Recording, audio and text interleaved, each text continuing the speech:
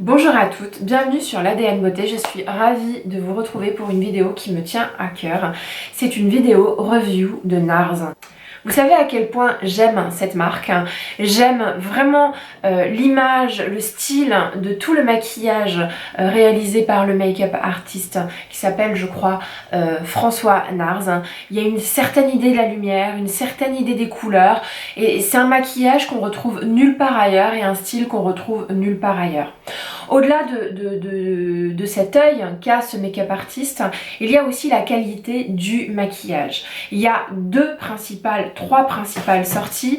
Il y a ce fond de teint là qui vient tout juste de te sortir.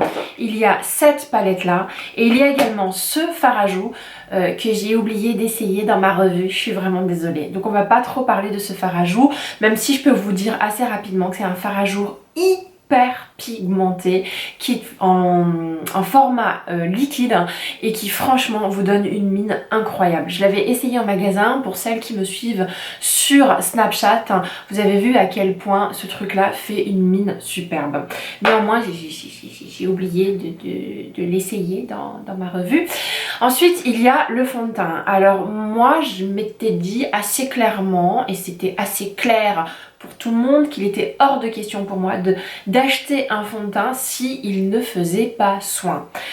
Arrive ce fond de teint qui n'est pas un soin et je l'achète pour une bonne et simple raison, c'est qu'il est génial. Moi j'ai la peau fine, j'ai la peau déshydratée et j'ai une peau terne, voire même verte. Vous voyez, il y a les filles qui ont une tête d'endive en hiver, et ben les filles mates comme moi ont une tête d'olive en hiver également. De toute façon, endive ou olive, c'est le même combat. Vous avez un problème vraiment de luminosité, d'éclat, enfin vous ressemblez à rien. Et donc du coup, avec ma peau déshydratée, ma peau fine, ma peau terne, j'ai plus tendance à m'orienter vers des fonds de teint extrêmement légers, voire même des choses qui sont plutôt de l'ordre de la crème teintée. Pourquoi? Parce que j'ai essayé un certain nombre de teints couvrants sur le marché et à chaque fois qu'ils étaient d'une couvrance moyenne à haute couvrance, ça faisait hyper kiki sur ma peau, ça me déshydratait complètement, ça me marquait toutes les ridules de déshydratation, ça me marquait même les stries de ma peau alors que j'avais pas des rides à cet endroit là. Bref, je pense notamment au fond de teint remarquable de chez Marc Jacobs qui était mais horrible sur moi. Je pense également à un fond de teint Lancôme qui vieillit très mal sur moi. Donc quand j'ai vu que NARS sortait un fond de teint haute couvrance, haute luminosité, je me suis dit non, c'est pas pour moi. J'ai commencé à regarder les revues et je me suis dit tiens, ça mange pas de pain, va au printemps, va au Galeries Lafayette et essaye-le. Déjà j'étais étonnée, 33 teintes, 30 teintes, 33, bon bref. Il y en a mais pour toutes les carnations. Et ça, mais enfin merci de faire ça pour les pommades parce que moi j'avais vraiment du mal à trouver ma couleur sur le marché. Il s'appelle le Natural Radiant Longwear Foundation, fond de teint éclat naturel longue tenue et je dois dire qu'il remplit tous les critères. C'est un fond de teint qui donne vraiment de l'éclat, il y a un vrai effet waouh. Quand je l'ai mis, j'ai eu un mouvement de recul, je ne me suis pas reconnue, mais peut-être même un peu too much parce que si les gens s'habituent à me voir maquillée comme ça, mais qu'est-ce que ça va être s'ils me voient au naturel? Ils vont se dire mais ce n'est pas toi, tu mens. Non mais vraiment, je sais pas comment vous dire, vraiment ce fond de teint me fout des complexes, mais j'ai sauté un gap de beauté, mais vraiment. Donc du coup c'est un fond de teint qui apporte vraiment de la luminosité et ça vous donne un air frais. Et c'est ça qui est dingue, la plupart des fonds de teint couvrants ne donnent pas d'air frais, ils donnent un air lourd, parce qu'on voit la matière, parce qu'on voit l'effet masque. Celui-là, pas du tout. Parfois je me regarde mais au microscope, je prends un miroir et je regarde dans le détail comme ça et je ne vois pas le fond de teint. On a vraiment l'impression que c'est ma peau. C'est vraiment la couleur et la radiance qu'il y a derrière ce fond de teint qui change vraiment la donne. Voilà, en tout cas je suis hyper emballée. Ensuite, deuxième grosse inquiétude, j'ai une peau déshydratée. Les fonds de teint couvrants sur peau déshydratée c'est généralement un désastre. Et là, sur l'échelle du pire, c'est celui qui a le moins d'effets déshydratants. Je choisis cette formulation parce que oui, il y a une certaine déshydratation. Je la sens parfois, surtout en fin de journée, et notamment sur le haut des pommettes. Mais quand je me regarde dans la glace, ça ne se voit pas. Il ne marque pas mes plis, il ne marque pas mes ridules de déshydratation, il ne marque pas mes irrégularités de peau, il n'a pas d'effet kiki, il ne bouge pas. Donc à part cette petite, mais vraiment petite, sincèrement petite sensation d'inconfort, ce fond de teint ne me dessèche pas la peau. Il faut dire que avec mes routines soins hyper grasses, hyper huileuses, comme vous allez le voir dans la revue que je vais vous faire, ben, j'ai envie de dire c'est normal que ça fasse pas trop non plus d'effets déshydratants. Mais j'ai déjà appliqué par exemple le fond de teint Marc Jacobs Remarquable avec de l'huile et ça avait quand même un effet horrible sur moi. Voilà, donc il n'y a pas d'effet matière qui déshydrate la peau et qui rend l'aspect de la peau encore plus sèche. Et puis il y a l'aspect longue tenue.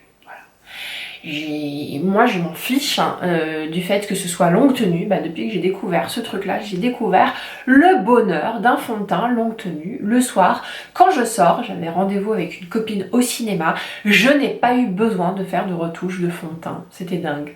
Voilà, j'ai juste fait un tout petit peu de retouche pour éclaircir sous les yeux, mais sinon il n'y a pas franchement besoin de retouche. C'est topissime. Autre chose, il a un effet vraiment couvrant à un point où je me posais la question de savoir si ça valait vraiment le coup que je mette de l'anti-cerne. Donc résultat des courses, je ne mets pas d'anti-cerne pour cacher mes cernes, je mets de l'anti-cerne pour illuminer mon regard, donc un peu plus clair pour donner de la luminosité à mon regard. Donc c'est plus un effet, pas de contouring, mais un effet de lumière artificielle que je viens faire plutôt qu'un effet correcteur.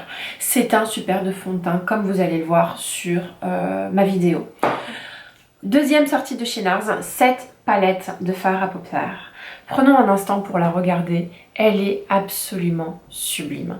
Ce que j'adore dans cette palette, c'est que déjà de 1, le packaging, je le trouve très très joli. Et puis regardons un petit peu le choix des couleurs. En ce moment, on est vraiment dans un choix de couleurs autour des couleurs chaudes. Donc vous avez la Naked Heat qui est sortie en fin d'année dernière. Et vous avez plein de palettes comme ça de couleurs chaudes qui sortent et qui, je dois dire, sont très belles. Vous aviez aussi la tartelette Toasted. Vous aviez également la Iconic de Marc Jacobs. Celle-ci a l'avantage d'avoir des couleurs chaudes, mais également des super jolies roses. Il y a plusieurs types de textures. Vous avez les textures mates qui sont excellentes, qui s'estompent super bien et qui, franchement, ce camel appliqué tout seul est sublimissime. Vous avez des textures satinées comme celle-ci et celle-ci. Pareil, le machin c'est du beurre, la couleur est sublime, c'est absolument magnifique. Et vous avez des textures high foil, donc par exemple ces deux-là, qui sont, comment dire, des particules de paillettes que vous pouvez déposer au doigt. Je me rapproche pour que vous puissiez voir le maquillage en question, mais moi je le trouve absolument sublime. C'est un joli maquillage rose, mais pas ostentatoire, on n'est pas dans le rose un peu... c'est ce que j'aimais pas dans les palettes Huda Beauty parce que les roses étaient peut-être un peu trop roses, mais là on est dans des roses marronnés qui sont absolument délicieux. Donc texture mat, texture irisée, celle-ci, celle-ci et celle-ci, et puis les high foil, il y en a 3. Il y a cette couleur qui détonne un peu, mais qui permet vraiment du coup de faire un maquillage différent, cette espèce de vert un peu gris, un vert gris qui est très très très joli. Je remets le zoom, hop, pardon.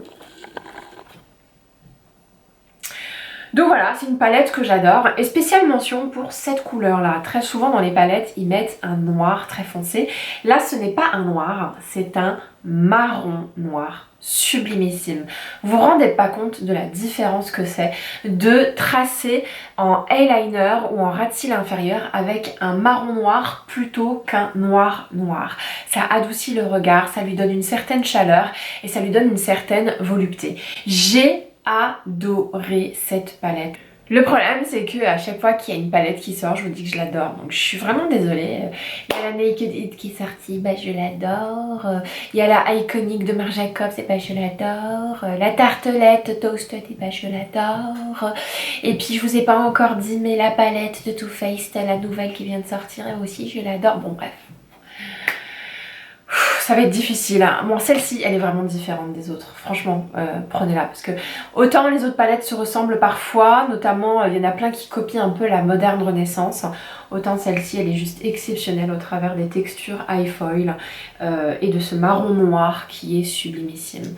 Voilà un petit peu pour cette palette. On va passer au swatch. Vous me savez être extrêmement débile en swatch, donc pardonnez-moi. On va commencer par les couleurs du haut. Voici les couleurs de la première rangée de la palette. J'espère que vous distinguez bien. C'est une palette très bien pigmentée. J'adore cette couleur vanille sur la paupière. J'adore cette couleur-là également que parfois j'utilise toute seule. J'adore cette couleur-là. Celle-ci aussi est très belle, mais vraiment j'ai un petit faible pour les autres. Oh, j'espère qu'on voit bien.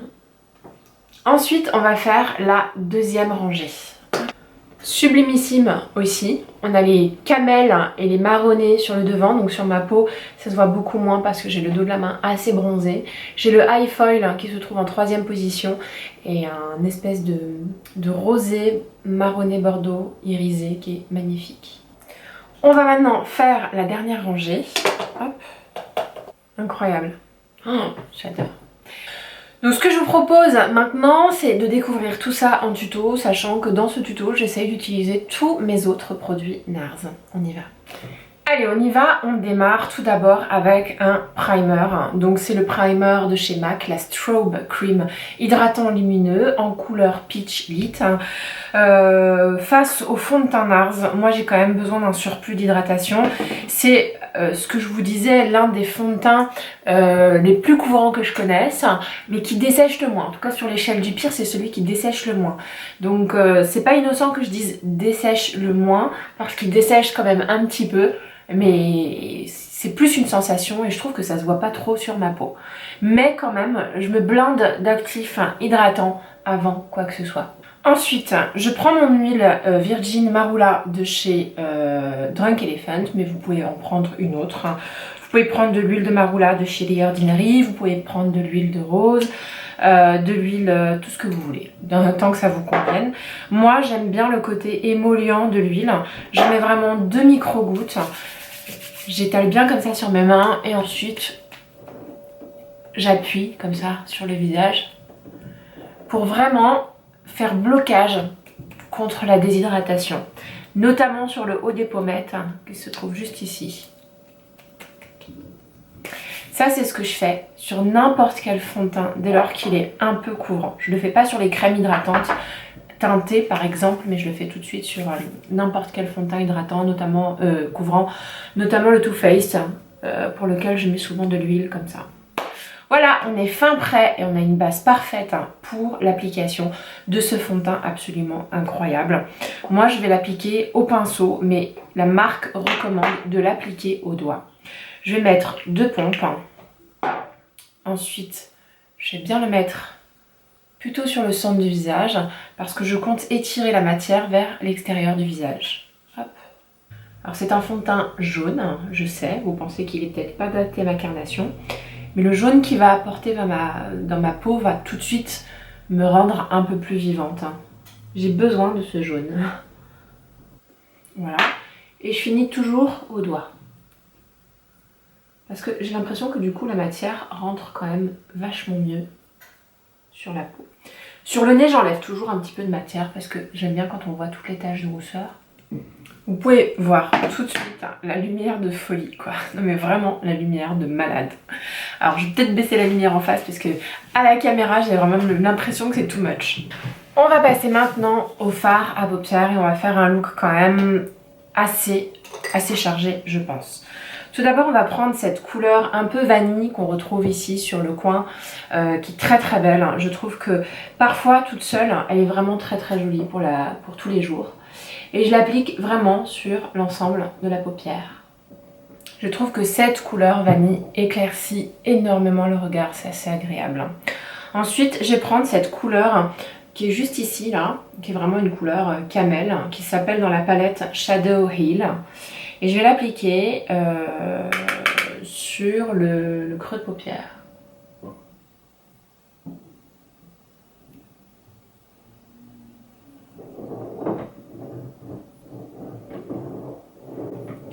Voilà pour le regard. Et encore une fois, vous pourriez très bien mettre votre mascara et partir comme ça pour aller travailler tous les jours.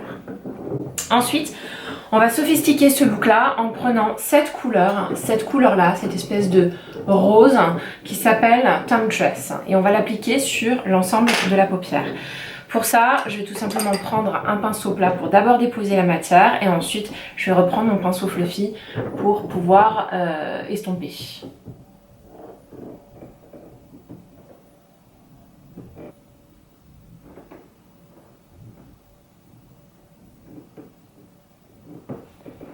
Même chose de l'autre côté. On continue, j'ai attendu que le bruit de l'aspirateur s'arrête parce que ça commençait à devenir invivable. On va intensifier le regard en prenant cette couleur, cette espèce de noir marron qui est sublime. Franchement, c'est une super idée pour une fois de ne pas avoir mis de noir et juste du noir marron. Je vais commencer par l'appliquer avec ce pinceau plat, tout simplement, en coin externe. Pour faire une V-shape. Donc là, je mets grossièrement. Et ensuite, je prends un pinceau et j'estompe.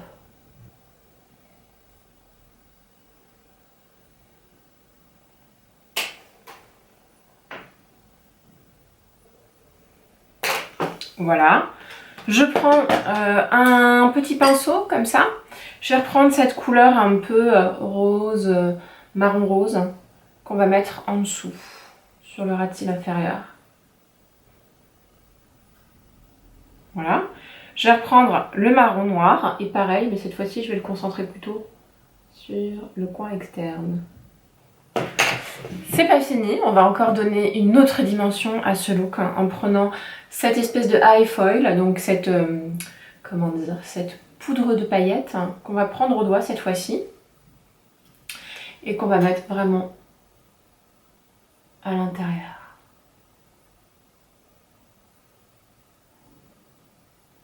Qu'est-ce que c'est joli. Hop.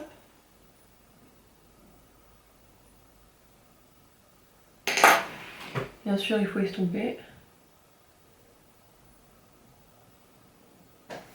Voilà, on n'oublie pas le coin interne de l'œil avec cet eye foil là, petit doigt, hop.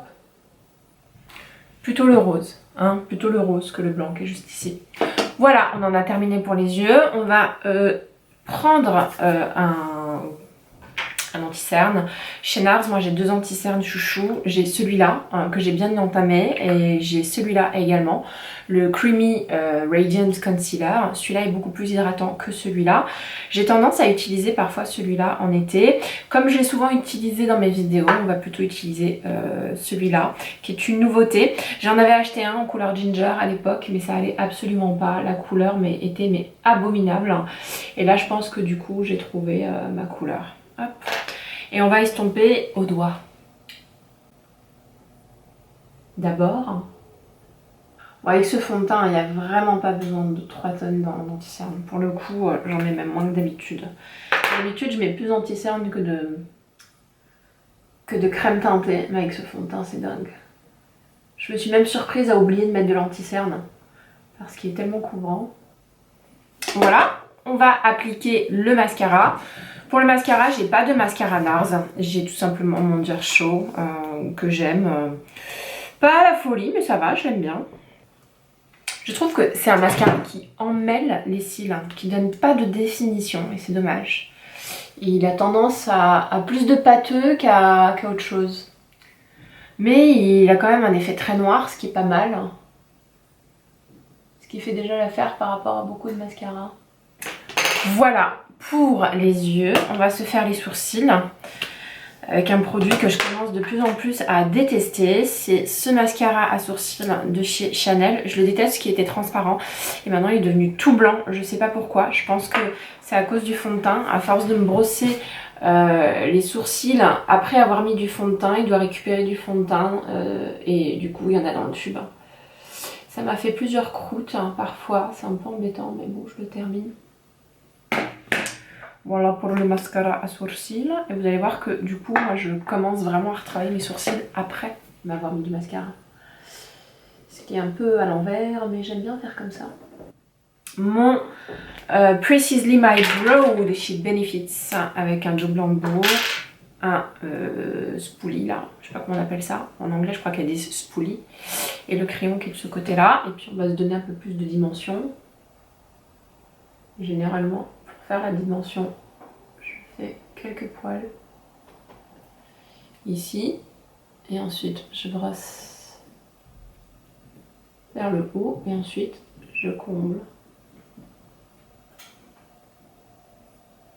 comme ça.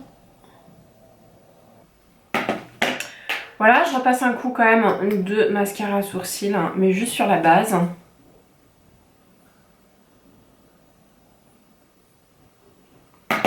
Et voilà pour les sourcils. Je me mets vite fait du baume à lèvres, je prends mon Lanolip.